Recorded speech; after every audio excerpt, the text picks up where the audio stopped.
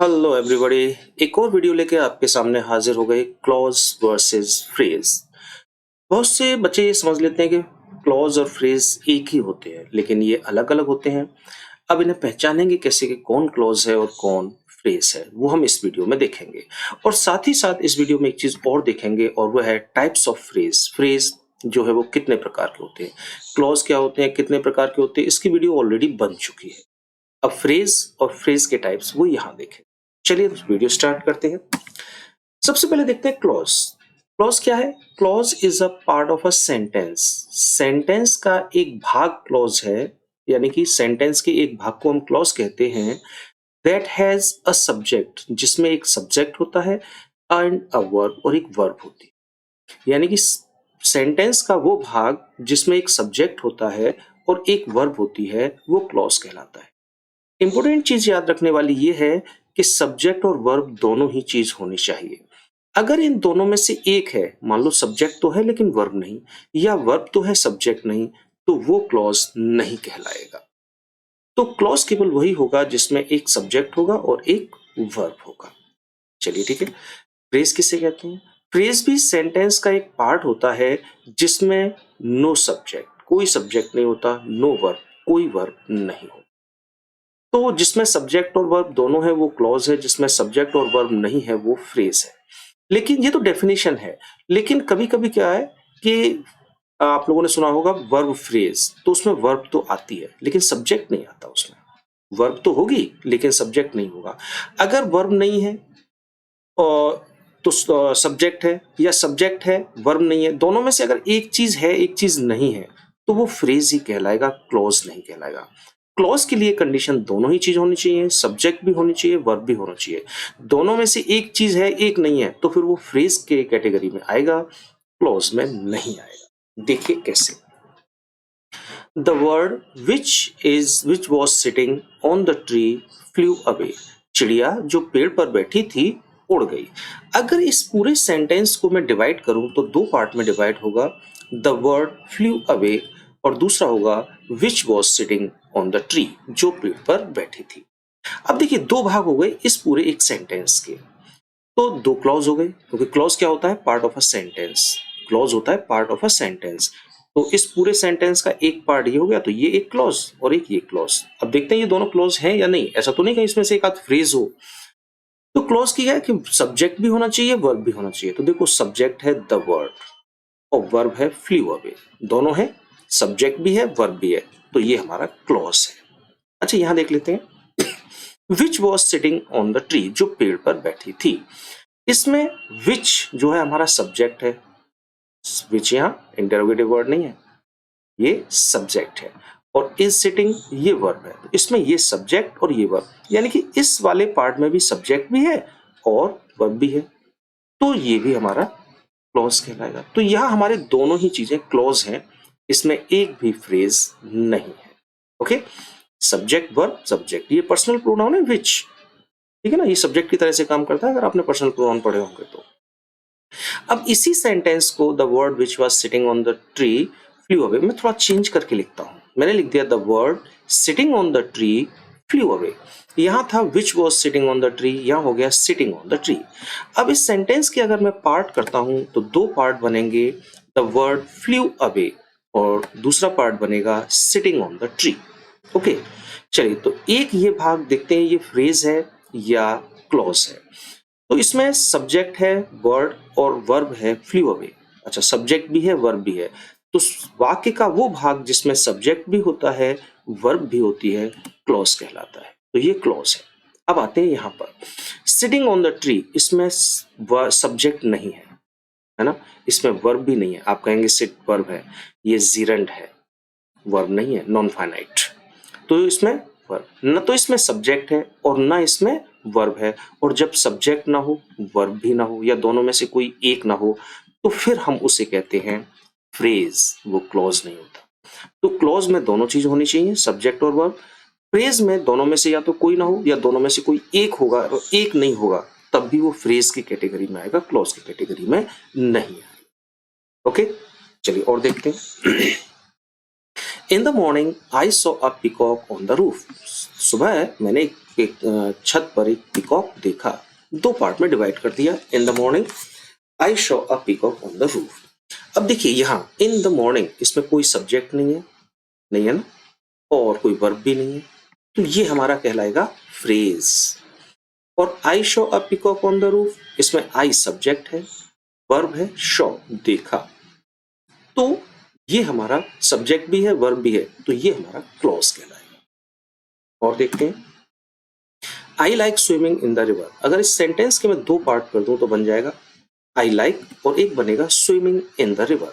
चलिए पहले भाग में देखें, आई सब्जेक्ट है और लाइक वर्ब है, सब्जेक्ट भी है वर्ब भी है, तो क्या होगा क्लॉज या फ्रेज? क्लॉज। हाँ जी क्लॉज होगा, सब्जेक्ट और वर्ब दोनों होंगी तो क्लॉज होगा। यहाँ देखिए यहाँ कोई सब्जेक्ट नहीं है और यहाँ कोई वर्ब भी नहीं है, ये वर्ब नहीं है आपकी, जीरंड है, ठीक है ना, तो न सब्जेक्ट न वर्ब, अगर दोनों नहीं है या दोनों में से एक भी नहीं है तो फिर वो होता है हमारा फ्रेज। ओके, तो 2 पार्ट करके देख लो। लेकिन कभी कभी मान लो एक ये सेंटेंस दे दिया, a young and tall boy was laying in the park. अब हमने कहा इसे 2 पार्ट में कर लो, तो ये तो 2 पार्ट में होने से नहीं रहा। अगर कोई भी सेंटेंस के 2 पार्ट नहीं हो रहे, इसका मतलब है कि वो सेंटेंस सिंपल सेंटेंस है, और सिंपल सेंटेंस अपने आप में एक क्लॉज होता है, तो ये पूरा सेंटेंस अपने आप में एक क्लॉज है, जिसे बोलते हैं मेन क्लॉज या प्रिंसिपल क्लॉज या इंडिपेंडेंट क्लॉज। तो कोई बात नहीं, इसमें से अब क्लॉज तो अपने आप में ये खुद ही हो गया, अब इसमें से कुछ निकालेंगे तो वो तो क्लॉज होने से रहा, वो तो होगा फ्रेज, सिंपल सी बात है। अब मान लो मैंने इसमें से कुछ वर्ड निकाल लिए, a young and tall boy, अब ये फ्रेज है। क्यों फ्रेज है? यंग एंड टॉल बॉय, अब इसमें ना तो कोई सब्जेक्ट है, ये मत कहना बॉय सब्जेक्ट है, बॉय सब्जेक्ट यहाँ है, केवल अगर मैं इतना लिखूं यंग एंड टॉल बॉय तो ये सब्जेक्ट थोड़ी नहीं है ना, तो ये तो ग्रुप ऑफ वर्ड है, 2 या 2 से अधिक शब्द मिल जाए तो वो फ्रेज कहलाते हैं, जिसमें कोई सब्जेक्ट ना हो, किसी कोई वर्ब ना हो। तो यहाँ 1 2 3 4 5 वर्ड मिल गए। अब लेकिन ये अपना अर्थ क्लियर नहीं करेंगे, इसमें कोई सब्जेक्ट नहीं है, इसमें कोई वर्ब नहीं है, तो ये फ्रेज है।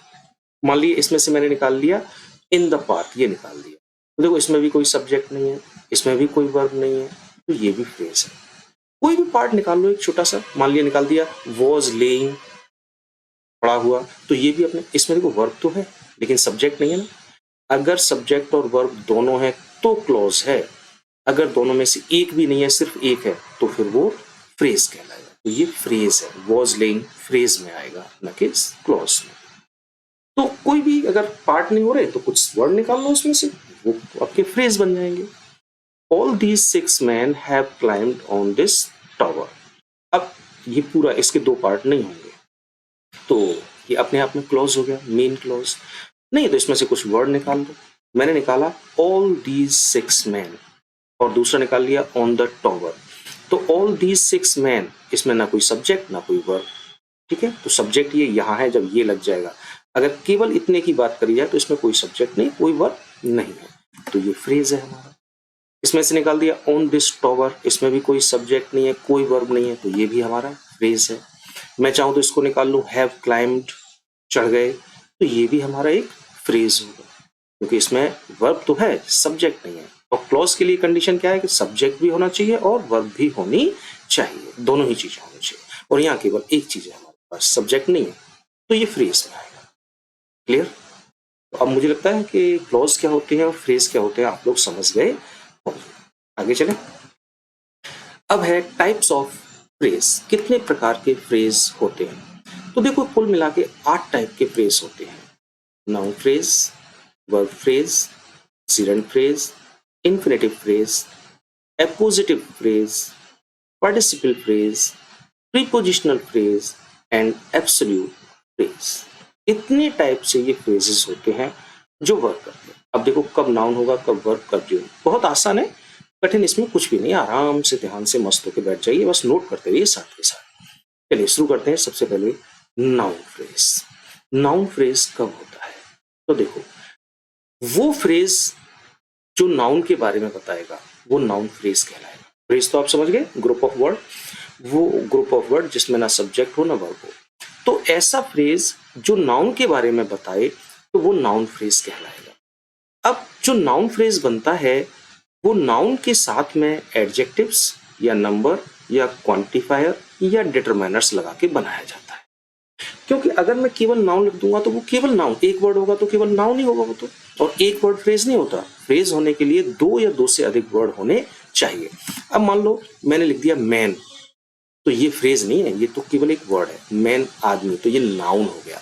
अगर मुझे फ्रेज बनाना है तो इसमें एक दो वर्ड और लगाने पड़ेंगे, कम से कम एक तो लगाना ही पड़ेगा कि दो हो जाए कम से कम। तो मैंने एक और लगा दिया यंग, तो अब ये हो गया यंग मैन, यानी कि एडजेक्टिव के साथ में नाउन, तो दो वर्ड हो गए, तो ये फ्रेज हो गया। अब ये दोनों मिलके एक नाउन को रिप्रेजेंट कर रहे हैं, एक नाउन को बता रहे हैं, यंग मैन जवान आदमी, तो वो नाउन हो गया। अब दो वर्ड है इसलिए हम इसे कहेंगे नाउन फ्रेज। अगर मैं यहाँ से यंग हटा लूं तो ये केवल मैन रह गया, तो ये केवल नाउन है। ओके, तो नाउन के साथ में एडजेक्टिव आ जाए, नंबर आ जाए, क्वांटिफायर आ जाए, डिटरमाइनर आ जाए, तो कोई भी आ जाए और दो शब्द या दो से अधिक शब्द बन जाए तो वो नाउन फ्रेज कहलाएगा। चलो मैंने लगा लिया टू, नंबर लगा दिया, टू यंग मैन, MEN कर लेना फिर तो इससे भी है ना, अगर टू है तो यहाँ MEN हो जाएगा, बहुवचन। तो दो जवान आदमी, तो ये एक दो तीन वर्ड हो गए और ये नाउन को रिप्रेजेंट कर रहे हैं, तो इसलिए नाउन, ये हमारा नाउन फ्रेज कहलाएगा। ओके, तो नाउन के साथ में डिटरमाइनर्स, क्वांटिफायर्स, नंबर और एडजेक्टिव। देखो एडजेक्टिव आप जानते हैं विशेषता बताने वाला, नंबर संख्या होती है, क्वांटिफायर ये भी समूह को बताते हैं, संख्या को बताते हैं, सम, फ्यू, मैनी, ठीक है ना। Determiners this, that, these, those, a, an, the, ये सब डिटरमाइनर्स होते हैं जो 8th क्लास में आप लोगों ने डिटरमाइनर्स, क्वांटिफायर्स पढ़े होंगे पहले। चलिए अब देखते हैं example. These books are very interesting. अब यहां अगर मैं इसमें से पूरा एक क्लॉज है, अब इसमें से केवल अगर कुछ वर्ड निकालूं तो मैंने लगाया दीज बुक्स, बुक नाउन है और दीज डिटरमाइनर्स है। अब डिटरमाइनर्स और नाउन दोनों मिल गए, दो वर्ड बन गए। दो या दो से अधिक वर्ड जिसमें ना कोई सब्जेक्ट हो ना कोई वर्ब हो, तो इसमें ना कोई सब्जेक्ट है ना कोई वर्ब है। अगर इसको हटा दे तो ये सब्जेक्ट नहीं है, मैंने केवल दो वर्ड निकाल लिए दीज बुक्स, तो ये कुछ नहीं है अपने आप, ना सब्जेक्ट ना वर्ब, तो ये हमारा कहलाएगा नाउन फ्रेज, क्योंकि ये नाउन को रिप्रेजेंट कर रहा है। ये किताब है, किताबें नाउन होती है। She bought a lot of bananas, उसने बहुत सारे बनाना खरीदे। अब मैंने इसमें कुछ वर्ड निकालिए, अ लॉट ऑफ बनानास, तो बनाना क्या है मेरा, नाउन है। लॉट ऑफ क्वांटिफायर हो गया, बहुत सारे हमने खरीदे। तो यहाँ एक दो तीन चार, चार वर्ड मिलके नाउन को रिप्रेजेंट कर रहे हैं, चार वर्ड मिलके नाउन को रिप्रेजेंट कर रहे हैं, तो वो नाउन फ्रेज कहलाएगा। अगर इसके आगे से मैं ए लॉट ऑफ हटा दूं, केवल बनाना रह गया, तो फिर ये नाउन, समझ गए। जब बहुत सारे वर्ड मिलके नाउन को रिप्रेजेंट करेंगे तो नाउन फ्रेज, और केवल एक वर्ड मिलके नाउन को बताएगा तो वो नाउन। और देखिए two boys have worked there, तो इसमें नाउन और टू नंबर आ गया, संख्या आ गई और नाउन भी आ गया, दोनों मिलके नाउन को रिप्रेजेंट कर रहे हैं। दो बच्चे तो नाउन हुए, तो वो नाउन फ्रेज। अब ये हमारा टू बॉयज नाउन फ्रेज है। और देख लीजिए, I met an old man in the street, तो इसमें से मैंने वर्ड निकाल लिया एन ओल्ड मैन, तो मैन नाउन है, ओल्ड एडजेक्टिव है, एन डिटरमाइनर है, तो डिटरमाइनर एडजेक्टिव नाउन मिलके तीन वर्ड बन गए, और तीनों वर्ड मिलके नाउन को रिप्रेजेंट कर रहे हैं। एक बूढ़ा आदमी, तो वो कौन होगा, नाउन होगा। और जब दो या दो से अधिक शब्द मिलके नाउन को रिप्रेजेंट करेंगे तो वो कहलाएगा नाउन फ्रेज। तो N old man noun phrase होगा हमारा। ओके, चलिए आगे देखते हैं वर्ब फ्रेज। अब देखो नाउन, जैसे नाउन फ्रेज था ऐसी वर्ब फ्रेज। अगर केवल एक वर्ब लिख दी तो वर्ब है, अगर दो या दो से अधिक शब्द मिलके वर्ब को रिप्रेजेंट करेंगे, वर्ब को बनाएंगे, तो वो वर्ब फ्रेज कहलाएगी। He has been writing a letter for 2 hours, 2 घंटे से वह पत्र लिख रहा है। तो इसमें देखो वर्ब है राइटिंग, इसके साथ में हेल्पिंग वर्ब, तो वो भी तो वर्ब ही होती है, हेल्पिंग वर्ब वो भी तो वर्ब ही है, तो हैज और बीन। अब यहाँ एक दो तीन, तीन वर्ड मिलके वर्ब को रिप्रेजेंट कर रहे हैं, ये वर्ब को दिखा रहे हैं, हैज बीन राइटिंग। और जब दो या दो से अधिक शब्द मिलके वर्ब को दिखाएंगे तो वर्ब फ्रेज कहलाएगा। और बात अगर हम केवल राइट की करें तो वो वर्ब है ना, एक शब्द वर्ब, और एक या दो से अधिक शब्द फ्रेज कहलाते हैं। बॉय विल कम टुमारो, तो देखो विल और कम दो शब्द मिलके वर्ब को रिप्रेजेंट कर रहे हैं। तो ये विल और कम कहलाएंगे verb phrase. She must have done this, उसे यह करना ही चाहिए। तो यहाँ मस्ट और हैव और डन तीन वर्ड मिलके वर्ब को रिप्रेजेंट कर रहे हैं, वर्ब को दिखा रहे हैं। तो ये वर्ब क्या कहलाएगी? वर्ब फ्रेज कहलाएगी। अगर केवल डन होता तो ये वर्ब ही रह जाता। कैन यू हेल्प मी, अब यहाँ वर्ब फ्रेज क्या है? कैन और हेल्प, कैन और हेल्प मिलके वर्ब को दिखा रही है, तो ये वर्ब फ्रेज कहलाएगी। यू नहीं आएगा इसमें। Mother does not cook food, अब देखो डज और कुक ये दोनों मिलके बन रही हैं वर्ब फ्रेज, नॉट नहीं है इसमें इंक्लूड। नॉट को भूल जाइए, नॉट तो एडजेक्टिव होता है, एडवर्ब होता है, लेकिन वर्ब नहीं होगा बिल्कुल भी। तो डज और कुक ये हमारे वर्ब फ्रेज कहलाएंगे। ओके, तो वर्ब जब जहां दो या दो से अधिक शब्द मिलके वर्ब को रिप्रेजेंट करेंगे तो वो वर्ब फ्रेज कहलाएगा। जीरंड फ्रेज, बस सिंपल सी बात है भाई। फ्रेज तो आप लोग समझ ही गए, दो या दो से अधिक शब्द। अब जीरंड के साथ कुछ शब्द और मिल जाएंगे, दो या दो से अधिक शब्द बन जाएंगे तो फ्रेज। अब प्रॉब्लम आती है जीरंड क्या होता है? तो सिंपल लैंग्वेज में आप इतना समझ लीजिए कि वर्ब की फर्स्ट फॉर्म में आईएनजी लगा दो तो वो जीरंड बन जाती है। लेकिन ऐसे नहीं, he is going to Agra तो सर गोइंग ये हमारी जीरंड हो गई ना ना ना, ये तो हमारी मेन वर्ब है जिसे हम बोलते हैं फाइनाइट वर्ब। मेन वर्ब के बाद अगर कोई वर्ब आ रही है और उसमें वर्ब की फर्स्ट फॉर्म में आईएनजी लग रही है तो वो वर्ब हमारी जीरंड कहलाएगी। बस इतना ही ध्यान रखो, जीरंड क्या होता है? वर्ब की फर्स्ट फॉर्म में आईएनजी। देखो यहाँ पर, और जो जीरंड फ्रेज होते हैं वो नाउन की तरह से अधिकतर काम करते हैं। रीडिंग वर्ब की फर्स्ट फॉर्म में I N G, newspaper is a good habit. तो यहाँ रीडिंग ये वर्ब की फर्स्ट फॉर्म में आईएनजी लग रही है तो जीरंड बन गया। तो ये तो केवल जीरंड है, लेकिन इसके साथ में आ गया नाउन न्यूज़पेपर, अखबार पढ़ना, तो दो शब्द हो गए तो जीरंड फ्रेज कहलाएगा। क्या ये रीडिंग न्यूज़पेपर क्या कहलाएगा? जीरंड फ्रेज कहलाएगा। Travelling by train is more comfortable, तो ट्रेवल में यानी कि वर्ब की फर्स्ट फॉर्म में आईएनजी तो वो हो गई जीरंड। लेकिन इसमें जीरंड के साथ में क्या है? बाय ट्रेन, इसी के साथ में है, तो तीन वर्ड हो गए, और तीन वर्ड हो गए तो जीरंड फ्रेज हो गया। वर्किंग इन दिस ऑफिस में बी हार्ड, वर्किंग तो केवल जीरंड है, लेकिन वर्किंग इन दिस ऑफिस ये पूरा है जो नाउन की तरह से काम कर रहा है, तो ये पूरा कहलाएगा gerund phrase.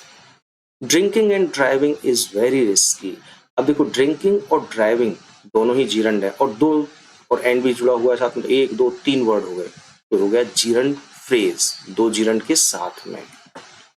Reading and writing, फिर देखो दो जीरंड रीडिंग और राइटिंग दोनों मिल गए, एंड से मिले हुए, तो तीन वर्ड हो गए, तो ये फ्रेज बन गया, तो हम उसे कहेंगे gerund phrase. Reading and writing क्या है हमारा? Gerund phrase. So simple. आगे देखो इन्फिनेटिव फ्रेज, तो फ्रेज तो आप समझ ही गए, दो या दो से अधिक शब्द आएंगे। अब बात होगी इन्फिनेटिव। इन्फिनेटिव क्या होता है? तो देखो अभी बताया था जीरंड, जीरंड होता है वर्ब की फर्स्ट फॉर्म में आईएनजी लगाते हैं, लेकिन अगर वर्ब की फर्स्ट फॉर्म से पहले टू लगा दो, वर्ब की फर्स्ट फॉर्म से पहले टू, तो जो वर्ब है उसे हम वर्ब नहीं कहते, उसे हम इन्फिनेटिव कहते हैं। वर्ब की फर्स्ट फॉर्म से पहले टू लग जाए तो वो वर्ब कहलाती है इन्फिनेटिव। तो अब जो इन्फिनेटिव है उसके साथ कुछ और वर्ड मिलेंगे तो वो इन्फिनेटिव फ्रेज बनाएगा। कैसे? इन्फिनेटिव जो बनता है, इन्फिनेटिव फ्रेज बनता है, तो इन्फिनेटिव के साथ में या तो कॉम्प्लीमेंट आ जाए, या ऑब्जेक्ट आ जाए, या एडवर्ब आ जाए, या सारे के सारे आ जाए, इनमें से कोई एक, या ये सारे के सारे आ जाए, एक आ जाए, दो आ जाए, या तीनों आ जाए, तो वो इन्फिनेटिव फ्रेज कहलाएगा। देखिए He has 3 dogs to guard his house, अब देखो ध्यान से, इन्फिनेटिव क्या होता है? वर्ब की फर्स्ट फॉर्म से पहले टू, गार्ड सुरक्षा करना, वर्ब की फर्स्ट फॉर्म है और ये यहाँ टू लग गया, तो ये टू गार्ड तो हो गया इन्फिनेटिव। लेकिन इसके साथ में एक ऑब्जेक्ट है दिस, वो हिज हाउस, तो हिज हाउस ये इसी के साथ मिल गया, तो टू गार्ड हिज हाउस, एक दो तीन चार, ये तो चार वर्ड हो गए, दो या दो से अधिक वर्ड जो है फ्रेज कहलाते हैं, तो ये इन्फिनेटिव है, इसलिए इस पूरे को हम कहेंगे infinitive phrase. To guard his house infinitive phrase है हमारा। और देखिए they helped to complete my work, अब यहाँ कंप्लीट वर्ब है, उससे पहले टू आया है, वर्ब की फर्स्ट फॉर्म से पहले टू, यानी कि ये इन्फिनेटिव है, टू कंप्लीट, लेकिन पीछे ऑब्जेक्ट भी है माय वर्क, तो अब ये पूरा का पूरा 1 2 3 4 4 वर्ड हो गए, और 2 या 2 से अधिक वर्ड फ्रेज कहलाते हैं। इसलिए हम इसे कहते हैं infinitive phrase. To work my to complete my work, ये कहलाएगा infinitive phrase. Mother advised him to run quickly. अब देखो वर्ब की फर्स्ट फॉर्म से पहले टू इन्फिनेटिव हो गया, और क्विकली यानी कि एडवर्ब आ गया। तो अब इन्फिनेटिव के साथ में यहाँ एडवर्ब आया हुआ है। तो 1 2 3 वर्ड हो गए। अब 3 वर्ड हो गए तो 2 या 2 से अधिक वर्ड फ्रेज कहलाते हैं। तो इन्फिनेटिव के साथ में, इसलिए इन्फिनेटिव फ्रेज हो गया to run quickly. To tell a lie is sin, झूठ बोलना पाप है। तो देखो वर्ब की फर्स्ट फॉर्म से पहले टू, तो ये हो गया इन्फिनेटिव। लेकिन यहाँ ऑब्जेक्ट भी आ रहा है ए लाई, तो ये हो गया to tell a lie. 1 2 3 4 4 word हो गए तो फ्रेज हो गया। क्योंकि ये इन्फिनेटिव है इसलिए इन्फिनेटिव फ्रेज कहेंगे इसे। टू टेल ए लाई कहा जाएगा इन्फिनेटिव फ्रेज। क्लियर, समझ में आ गया होगा। और देख लो, to work hard should be our aim. To work hard, verbs की फर्स्ट फॉर्म से पहले टू, तो ये बन गया इन्फिनेटिव टू वर्क, और एडजेक्टिव ही है यहाँ पे, या एडवर्ब भी है, या सॉरी एडजेक्टिव नहीं एडवर्ब। हार्ड भी है, वर्क करने की विशेषता बता रहा है, क्रिया की विशेषता एडवर्ब। तो इसमें 3 वर्ड हो गए। ये इन्फिनेटिव है, 3 वर्डों के साथ में है, इसलिए इन्फिनेटिव फ्रेज कहलाएगा। और हार्ड ना होता तो ये केवल इन्फिनेटिव कहलाता। समझ रहे हैं ना आप मैं क्या कहना चाह रहा हूँ। जहां भी 2 या 2 से अधिक शब्द आ जाएंगे तो वो फ्रेज बन जाएगा। अब देखो एपोजिटिव, अपोजिटिव फ्रेज क्या होता है। तो पहले फ्रेज तो जानते हैं, एपोजिटिव समझ लीजिए ये क्या चीज है। नाउन के साथ में नाउन, नाउन के तुरंत बाद नाउन आएगा, और जो पीछे वाला नाउन है ये आगे वाले नाउन के बारे में कोई इंफॉर्मेशन देगा। और तो पीछे वाला नाउन हमारा कहलाता है एपोजिटिव। कुछ लोग पूछ लेते हैं एपोजिटिव नाउन क्या होता है। तो एपोजिटिव नाउन क्या है कि जब एक नाउन के तुरंत बाद दूसरा नाउन आता है बिना किसी कंजक्शन के, बिना किसी कोई कंजक्शन नहीं होना चाहिए, अगर कंजक्शन है तो नहीं। नाउन के तुरंत बाद नाउन आए और पीछे वाला नाउन आगे वाले नाउन के बारे में कोई इंफॉर्मेशन दे, तो पीछे वाला नाउन हमारा एपोजिटिव नाउन कहलाता है। ओके, जैसे mister Verma comma class teacher is very strict. अब देखो यहां नाउन आया है मिस्टर वर्मा, और उसके तुरंत बाद एक और नाउन आ गया क्लास टीचर। क्लास टीचर भी तो नाउन होता है, और पीछे वाला नाउन आगे वाले नाउन के बारे में इंफॉर्मेशन देता है। तो ये इंफॉर्मेशन है क्लास टीचर कौन है, मिस्टर वर्मा। तो जब एक नाउन के पीछे कोई तुरंत दूसरा नाउन लगा होता है बिना किसी कंजक्शन के, कोई कंजक्शन नहीं आना चाहिए, तो जब एक नाउन के पीछे तुरंत दूसरा नाउन होता है और वो नाउन पीछे वाला पहले वाले नाउन के बारे में बताता है, मिस्टर वर्मा कौन, क्लास टीचर, तो ये जो नाउन है वो एपोजिटिव नाउन कहलाता है। लेकिन यहाँ 2 वर्ड है क्लास टीचर, और 2 या 2 से अधिक वर्ड मिलकर फ्रेज बनते हैं, तो ये एपोजिटिव फ्रेज हो गया क्लास टीचर एपोजिटिव फ्रेज। और देखिए Lucknow capital of Uttar Pradesh is big city. Lucknow noun है और उसके तुरंत बाद और नाउन लग गया कैपिटल ऑफ उत्तर प्रदेश, उत्तर प्रदेश की राजधानी। तो राजधानी भी तो नाउन नहीं है। चलिए अब नाउन के पीछे नाउन और पीछे वाला नाउन आगे वाले के बारे में इंफॉर्मेशन दे रहा है। कैपिटल ऑफ उत्तर प्रदेश कौन, लखनऊ। तो capital of Uttar Pradesh 4 word हो गए, तो ये फ्रेज हो गया, इसीलिए हम इसे कहेंगे appositive phrase. I met Ram monitor of the class. Noun है राम, उसके पीछे एक और नाउन आ गया monitor of the class. Monitor class का मॉनिटर, तो कोई आदमी होगा, आदमी तो नाउन होगा, तो नाउन के पीछे नाउन, और इसमें 4 वर्ड है 1 2 3 4, तो ये फ्रेज हो गया। ठीक है, तो अब केवल एक होता तो एपोजिटिव नाउन कहलाती, एक से ज्यादा है तो एपोजिटिव फ्रेज कहलाएगा। ठीक, आगे देखिए the Ramayana a holy book is important epic of Hindus. अब रामायण के पीछे, रामायण एक नाउन है, उसके पीछे है अ होली बुक, तो बुक भी एक नाउन है, ये भी तो नाउन ही है यहाँ पर। अब नाउन के पीछे नाउन, और ये नाउन पीछे वाला आगे वाले नाउन के बारे में इंफॉर्मेशन दे रहा है। रामायण क्या है, अ होली बुक, एक पवित्र किताब है हमारी। तो यहाँ 3 वर्ड है तो ये फ्रेज बन गया, और फ्रेज बन गया तो हम इसे कहेंगे appositive phrase. Sikri was elected capital by Akbar comma the Mughal emperor. अब यहाँ देखिए अकबर आया है, और अकबर के बाद द मुगल एम्परर, मुगल बादशाह, तो वो भी तो नाउन ही होगा। बादशाह जो भी होगा वो आदमी होगा, और आदमी क्या है, नाउन। तो नाउन और नाउन, दोनों नाउन है, नाउन के पीछे नाउन, और पीछे वाला नाउन आगे वाले नाउन के बारे में इंफॉर्मेशन दे रहा है। मुगल एम्परर कौन? अकबर। तो ये उसमें 3 वर्ड आए हैं, तो ये फ्रेज हो गया, एपोजिटिव फ्रेज। ओके, क्लियर होगा यहाँ तक? तो जहां भी 2 या 2 से अधिक शब्द आए वो फ्रेज बन जाएगा। अब जैसे यहाँ तक अगर मैं इसे हटा दूं, क्लास हटा दूं, तो यहाँ रह गया mister Verma teacher is very strict.